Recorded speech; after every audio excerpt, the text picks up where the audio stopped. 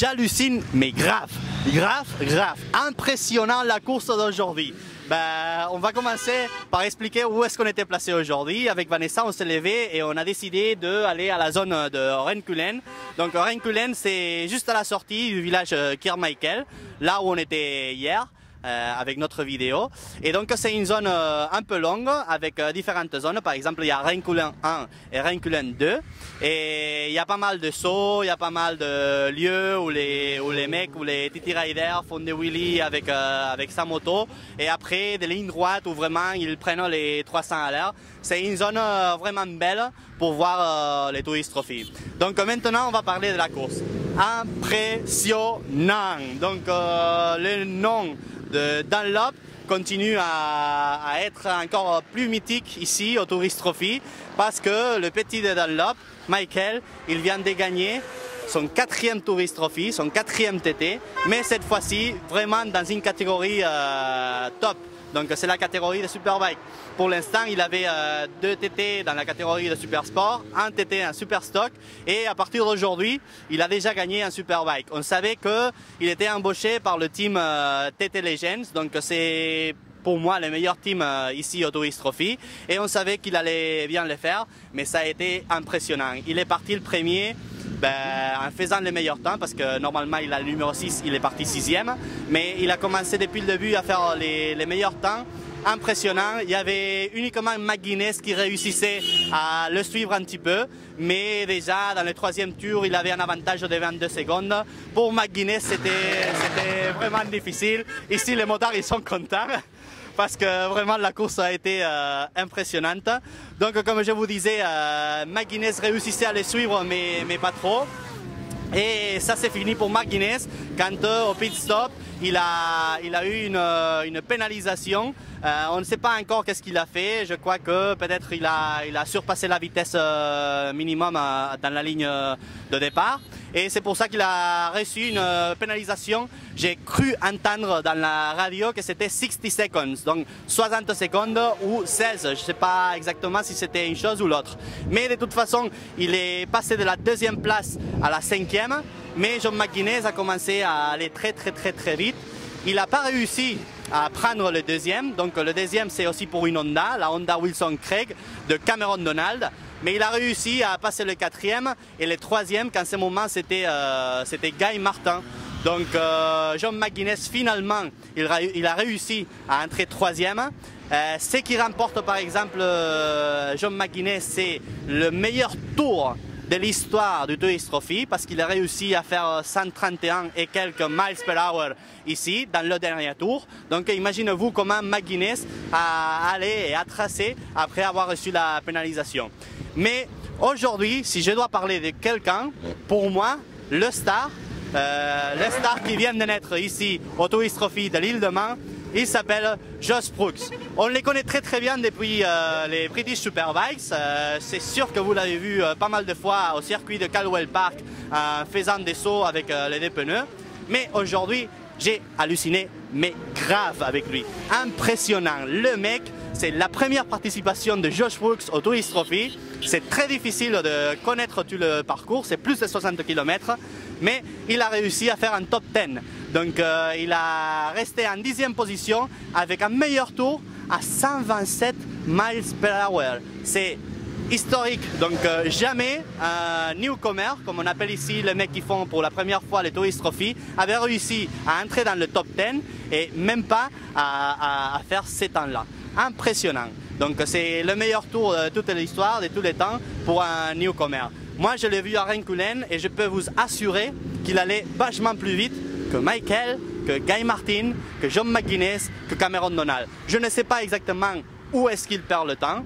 C'est difficile ici parce qu'il faut connaître les circuits et il y a pas mal de lieux où McGuinness et les autres font bien son boulot.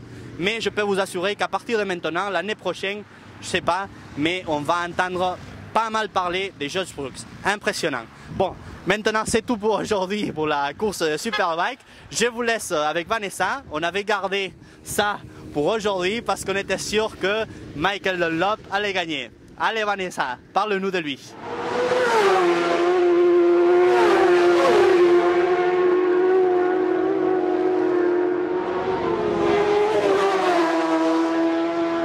Salut amis motards, aujourd'hui je vais vous parler de Michael Dunlop. Michael Dunlop est un coureur très jeune, il est né le 10 avril 1989, il vient d'Irlande du Nord, il fait partie de la super famille Dunlop super connue.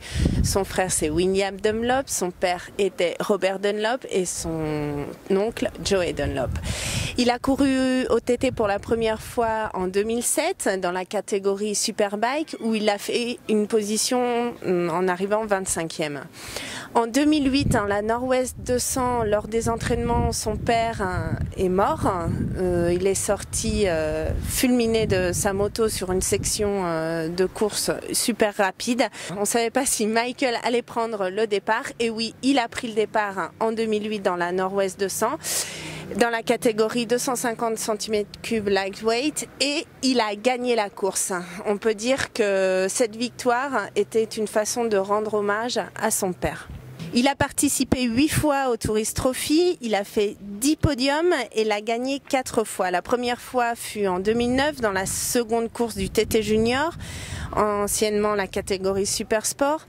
La deuxième fois, ça a été en 2011 dans la catégorie Super Stock. La troisième fois, l'année dernière, dans la catégorie Super Sport, précisément dans la deuxième course.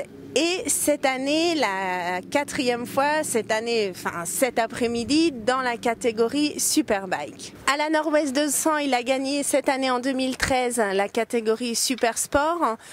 Ça a été la course la plus courte de toute l'histoire de la Nord-Ouest 200 à cause du mauvais temps, des fortes pluies. Ils ont donné 2 tours et l'organisation a décidé d'arrêter la course et ils l'ont donc provoqué vainqueur de la course.